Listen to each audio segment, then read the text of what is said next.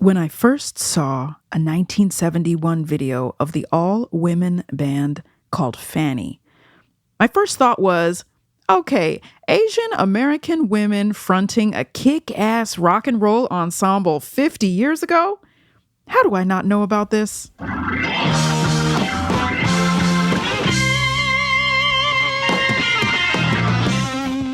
Fanny was the first all-women band to be signed to a major label.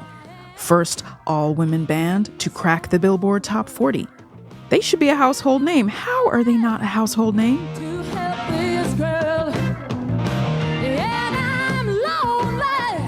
The next thought came rapid fire. Ooh, they can play. The bass player was in the pocket, so lithe with groove, and the guitarist was shredding. The drummer hit with raw power, and the keyboard player was an engine. In the video, they're in front of this cobalt blue screen, and you can tell that it's all recorded entirely live, complete with false song starts and banter between the musicians.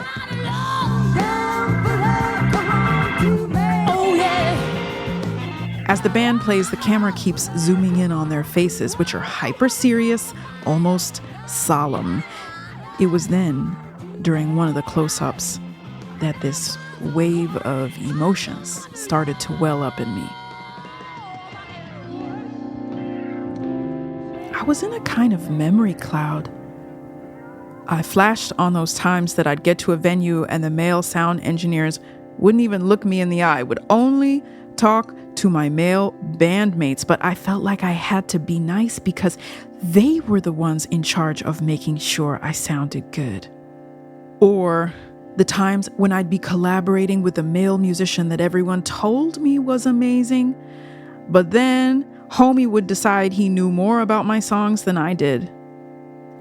And then this entirely other memory came up. That one cold January night in the West Village when I ran into the curator of a prestigious jazz festival in the street. He greeted me warmly and then boldly told me, "Well, you're not jazz, and you haven't been for a long time." As if he understood my own story and identity more than I did. Excuse me? I snapped back to the present, to that blue screen video. Fanny? They must have had it worse. I knew they had fought to get where they got, but how did they fight? What was the fight like? And on top of that, were they able to tell the world who they truly were? I got curious. So I called up the band's co-founder, Filipina-American guitarist and trailblazer June Millington, and I asked her.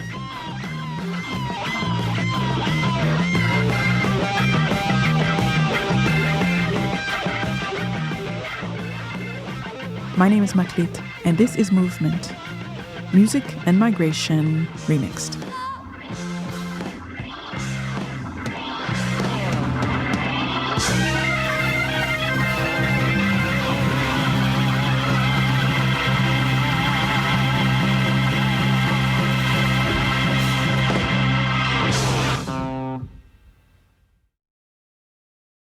June Millington grew up in Manila right after World War II. Her father was an officer in the U.S. Navy. Her mother was Filipina. She and her sister Jean were in that awkward in-between place. They didn't quite fit in with any group, but they always had each other, and eventually they had music. 7th grade, we had to go to Assumption College, which is a Filipino all-girls school run by nuns. Can you imagine? But they gave me a gift at the end of the year for being, I guess, a good girl. When I say they, I'm talking about my angels and my ancestors. Mm-hmm. So there, the whole class was sitting in front of Mother Milagros. You can't make this stuff up. I mean, it's incredible. Mother Milagros was the strictest of the strict. She had her veil on, the whole thing. And she always had a ruler in her hand, you know. And I heard this sound coming down the hall. The hall was actually an open-air veranda, You could see trees, you could smell the air. I heard this sound coming down the hall, and I got up out of my chair like I was a sleepwalker, and she didn't say a thing, and nobody said a thing. It was like they didn't even see me. I got up, I walked to the hall, walked down about 2 or 3 classes, and at the far end in the corner was a girl sitting, playing a little guitar. And I remember exactly the thought that hit me, which was, why didn't anybody tell me? I was shocked. I knew immediately that was my stairway to heaven, baby. And what did they not tell you? What? There was a guitar. There was a guitar, that it existed. That such a thing existed. Wow. That the golden tones, the invitation to go on a magic carpet ride. It was all there. I could feel it. I could hear it. Well, that little girl, she never turned around from the corner to look at me. I never saw her before, and I never saw her since. That encounter came at a fateful moment in June's life. I couldn't stop talking about it. I went home and I just talked about guitar nonstop. A month later, she turned 13. At the same time, her family started preparing to leave the Philippines for good. And my mom made a trip to the southern Philippines, her last trip, and she came back with a small mother of pearl inlaid handmade guitar made in the southern Philippines. It was a birthday present for June, but in the end, for Jean as well. Of course, she wanted to play too. So by the time we got on the ship 2 months later, we had 2 guitars because I wasn't going to let her play mine all the time. That's how it is with sisters. Always, yes. Yeah. The family boarded the SS Cleveland in Manila, bound for California. They had a month at sea to practice guitar and also to prepare themselves to enter a new reality. And I remembered after we crossed the gangplank, I saw a white man kneeling on deck, coiling a rope. And I just was so shocked because I didn't know that white men would do common labor. Oh, I had wow. no idea. They were all officers, CEOs of companies, Wow. rich and positioned. Yes. June was in for many surprises in California. The family settled in Sacramento. There were Asian kids, black and brown kids, kids who spoke Spanish. But once again, the 2 Millington sisters didn't quite know where they fit. And so they pulled closer together. It was 1961 in California. Surfing is the only life, the only way for me now. The Beach Boys put out their first single, Surfin'. Runaround Sue was on the radio constantly. The Millington girls were soaking it in, and they had decided to start a band.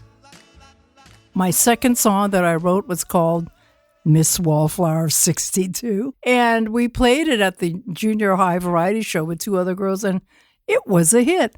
And right away, kids passing us in the hall would say, I like that song, and then rush on. Well, that was enough for us. I mean, we existed instantly. That was all we needed, to be seen, to have light reflected off of us. Oh my God, what a big deal. We were committed from then on. By 1969, the sisters had played in a handful of bands and moved down to LA, dreaming of a record deal. They got plenty of gigs, but no deals. That year, they decided to play one last open mic at the Troubadour, then pack up their things and go back to Sacramento.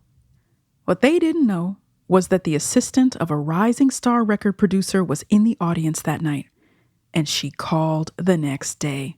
The phone rang, and I answered it, and this woman says, what are you doing? And I said, well, we've just loaded our bus. We're just about to leave. And she said, no, wait, hold on, don't do anything. And she told us to go to a studio about 10 minutes away in Hollywood. They went to the studio, and there they met Richard Perry. Richard Perry was always looking for raw talent that he could develop. And he was really good at developing talent. Look at all his hits. Richard Perry is one of those people that even if you don't know his name, you know the people he worked with. Barbra Streisand, Harry Nilsson, the Pointer Sisters, Carly Simon. There are a lot. But those records all came later. In 1969, Perry was just getting started. Richard's big hit at the moment was Tiptoe Through the Tulips by Tiny Tim. Tiptoe through the window. What's the tie-in? We were considered to be a novelty act. Perry believed America was ready to fall in love with an all-female rock band, and he had just found them. He fell in love with us, and we fell in love with him. At this point, things moved very quickly. Perry convinced Warner Brothers to offer the band a record contract without even hearing them play. The label then rented a Spanish-style mansion just off the Sunset Strip in West Hollywood, where the band could live together and play music at all hours. At that point, the band was just June, Gene, and a drummer, but they soon added a fourth woman to the lineup, matching the classic rock band quartet. The last thing they needed was a name. The label and the band wanted something feminine, but also a little edgy. They came up with Fanny.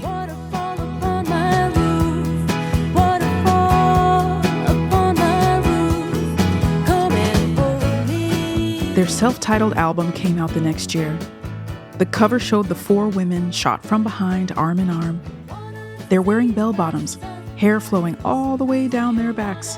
And in a playful gesture, one of them is grabbing another woman's butt. The album included a cover of the Eric Clapton guitar feature Badge, which had been a hit just the year before. Coming from the first all-female rock band to put out a major label record, it was a statement.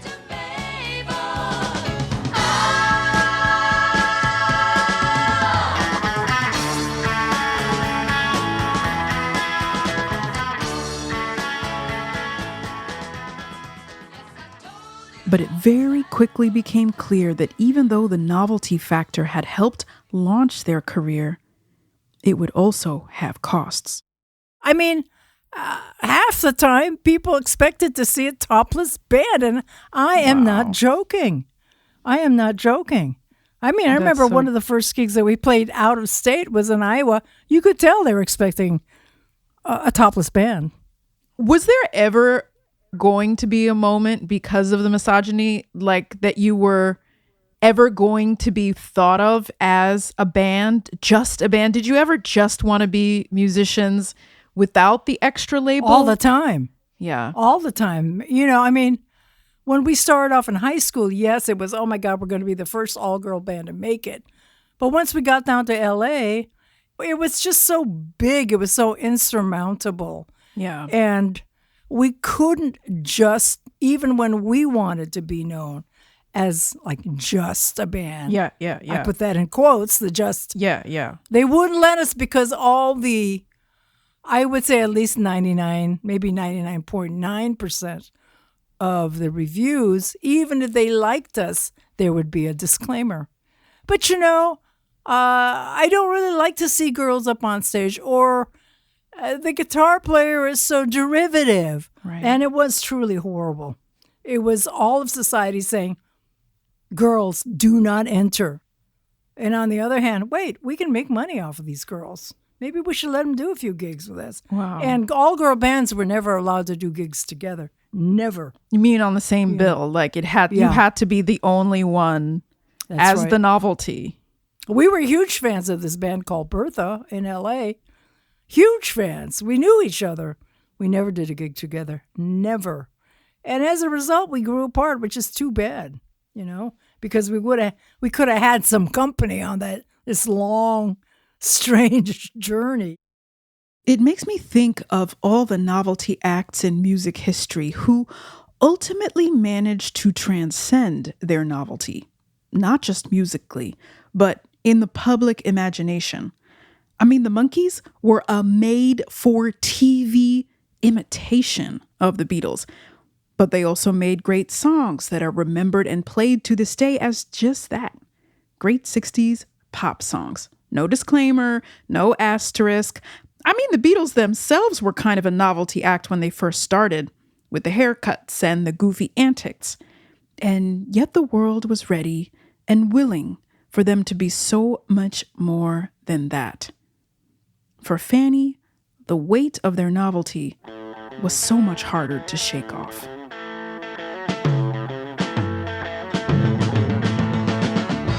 They returned with a second album in 1971, Charity Ball, which included their first top 40 hit.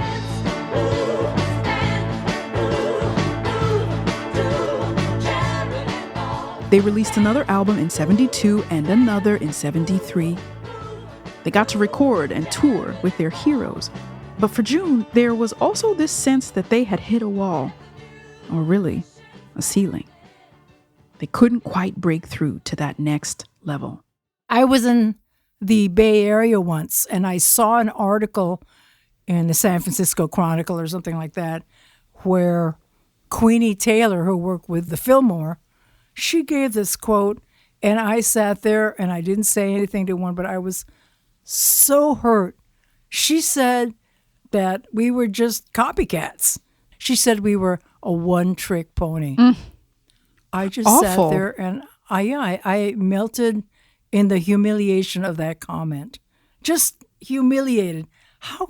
This is a woman. How could she say that? This shit went on for years, you know? Wow. I mean, I think that's part of the reason why I fell apart. Because of that pressure.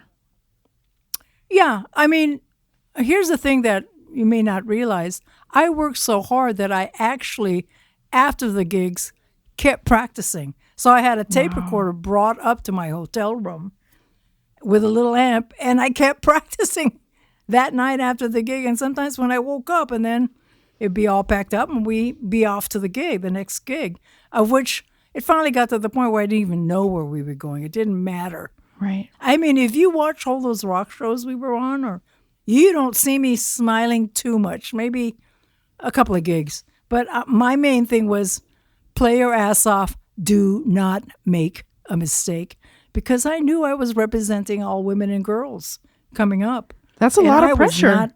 It was a lot of pressure. It was a lot. I liken it to being on a bad acid trip, which I had one that I remember. I didn't take acid that much, but it's like 1 minute you were having fun, the next second you're thinking, where am I? Who are all these people? Why are they pointing at me? Why are they laughing at me? You know, it's Right. It went back to my childhood. Just like that. Part of what's so interesting to me about the Fanny story is that even with all the attention on their identity, on who it was making these badass records, the music world could never actually see the whole of their identity. In 1970, no one was talking about intersectionality. The idea hadn't been invented yet. You know, when I think about that kind of era in music, and I think about like Sly and the Family Stone, for example, and how being a mixed race band was like this huge part of their narrative. It's like y'all were that too, but that didn't make it as a part of the narrative. Was that something that was important for you? Well, Gene and I didn't realize it at the time, but nobody talked about the fact that we were half Asian, that we're Filipina actually in culture. So it hurt, but we couldn't address it because we didn't quite know it yet. So it was a deep and lingering hurt, but we couldn't say, oh, this is hurting. This part of my psyche is hurting. Right. We didn't know. And that's even worse, I think, in retrospect. You know, the whole package deal was very, very what in the Philippine language, halo-halo, which is actually a dessert where you have all sorts of stuff mixed up with ice, which on a hot day when you're walking around Manila and you could buy halo-halo from a guy with a stand was amazing. But halo-halo was our life. It was all mixed up. It was topsy-turvy. How were we going to negotiate our way through the Filipino-ness in the music industry? We didn't even run into anyone. We didn't play with other bands who were Filipino. It was big enough that Santana made it when he was Latin. So you cannot imagine what a lonely place we were in. We didn't have a mirror looking back at us saying, "It's okay, you guys are good. It's okay."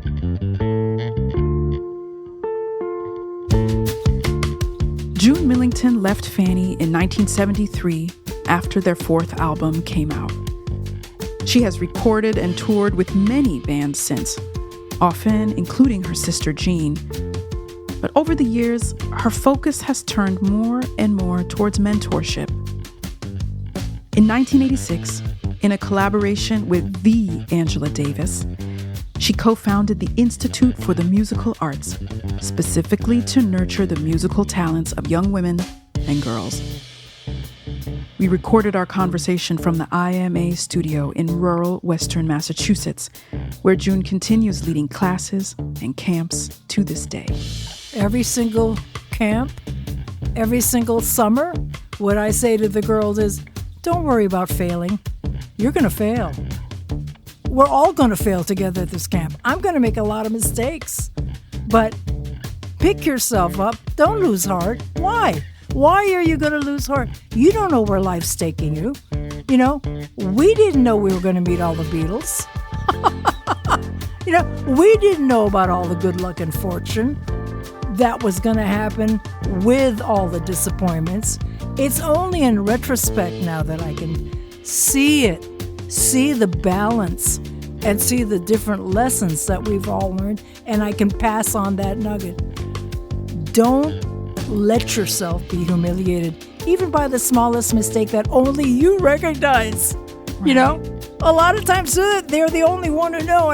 Don't show people that you just made a mistake. It doesn't matter. There's always, there is literally always the next moment. And I mean that sincerely. There is always the next moment, and that is your chance for rebirth.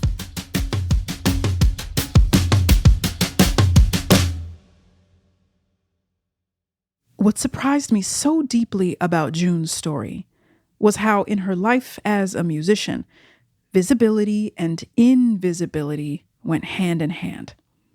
Like, there was that first moment when June and Jean started the band, and they suddenly emerged out of the shadows of high school obscurity. But then came those years when Fanny was on the Billboard charts, and yet so invisible to audiences that people who had even bought tickets to their concert thought they were strippers. And what about the baffling fact that back in the early 70s, no one in the press, no one was talking about the fact that they were Asian? Being women with instruments was so much of a shock that the story just stopped there.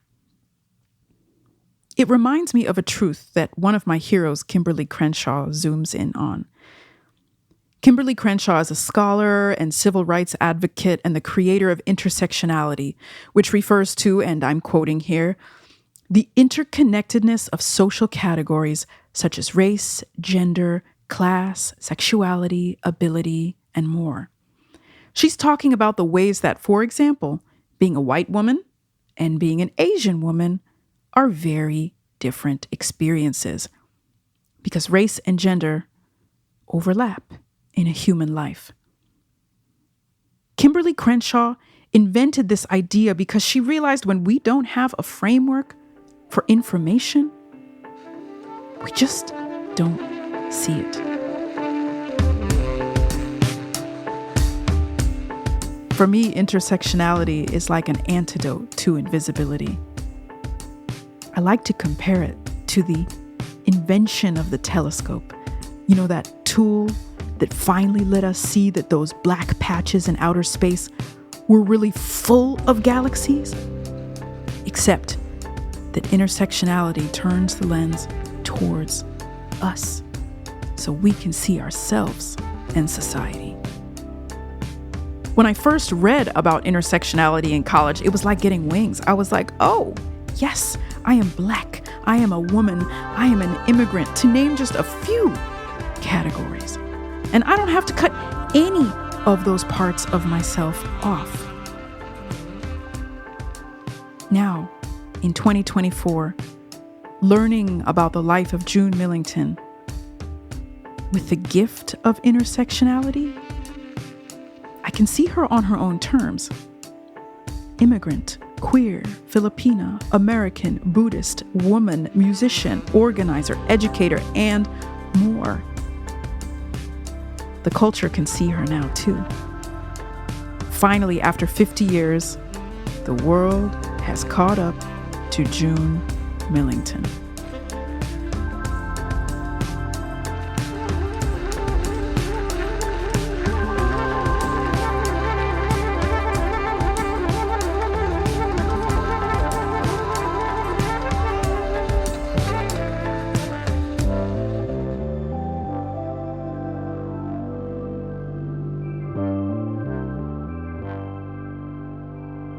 Movement is produced by Ian Koss and myself, Meklit Hadero. Our editor is Megan Tan. Our co-creator and podcast godmother is Julie Kane. Our broadcast partner is The World. We are supported by the Mellon Foundation and distributed by PRX. If you enjoyed this story, consider sending it to a friend or leaving us a review on Apple Podcasts. Believe me, this stuff really does help people find the show. If you happen to be curious about my albums or performances, you can learn more at meklitmusic.com. Movement will be back with new episodes every other Tuesday throughout the summer and fall.